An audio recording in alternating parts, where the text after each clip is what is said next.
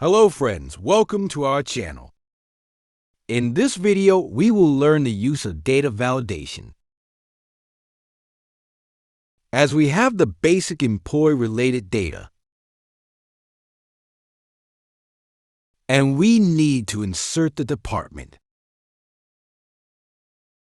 You can either type the department manually, but manually takes time and it can create the error. So we use here data validation function. We have two options first. We can create a list separately. So we use here separate list of departments.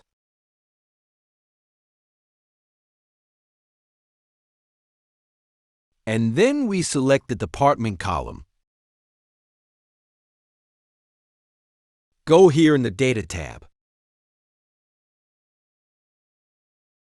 and select the Data Validation option.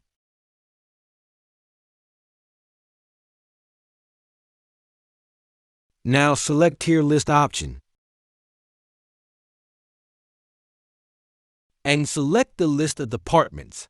Press OK. Now we only need to drop down the department.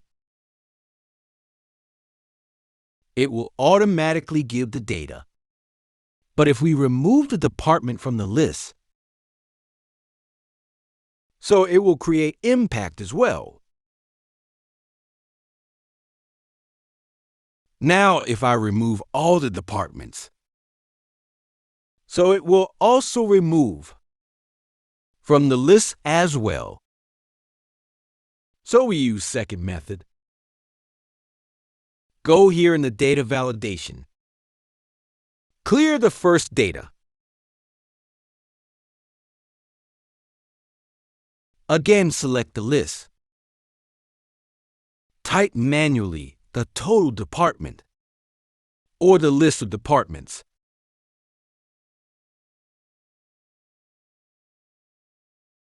Press OK. Now we can again drop down or select the department from the list.